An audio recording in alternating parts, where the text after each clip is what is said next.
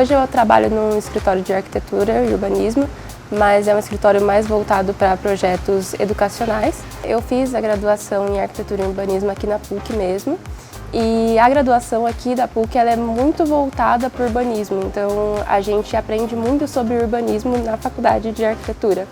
E foi algo que eu achei muito interessante porque com a faculdade eu comecei a ter esse olhar mais crítico assim, com as cidades.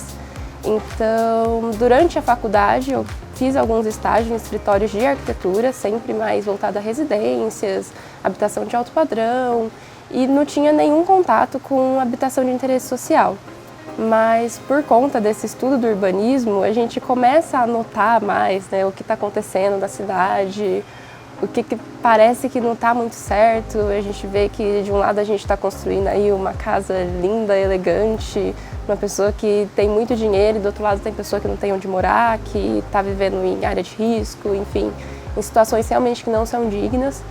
E isso foi ativando em mim uma vontade de entender mais esse outro lado da arquitetura e ver que não tem problema nenhum em a gente fazer esse tipo de construção, alto padrão, mas que a gente não pode abandonar o olhar para esse outro lado que também é arquitetura e que muitas vezes a gente acaba esquecendo disso assim, quando a gente se forma e acaba deixando essa nossa responsabilidade mesmo como profissional, né?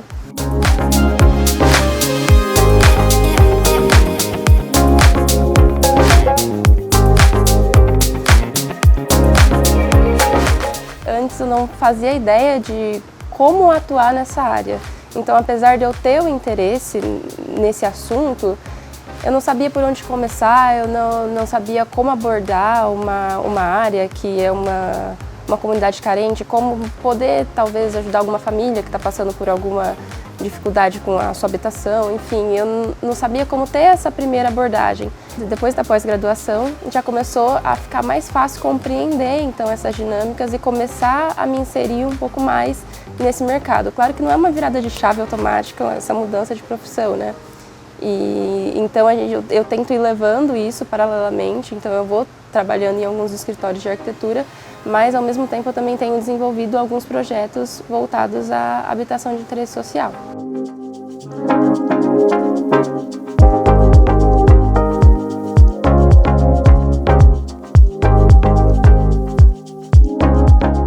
Agora o que eu tenho pensado é de cada vez poder estar participando mais de alguns projetos voltados à habitação de interesse social e também fomentar algumas discussões com alguns colegas arquitetos, né, para que a gente tenha a visão também para esse lado da arquitetura.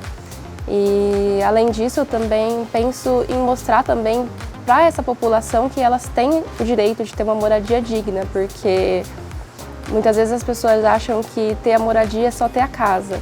E não é bem isso, né? A gente ter aí um saneamento de qualidade, a gente ter acesso à infraestrutura, é ter uma escola por perto, um hospital por perto, é ter facilidade de voltar do trabalho. Então, a minha vontade hoje é que eu consiga cada vez mais disseminar essa informação e disseminar que as pessoas têm esse direito. Realmente é um direito, é uma lei que existe e as pessoas não sabem que elas têm esse direito a ter uma assistência técnica gratuita.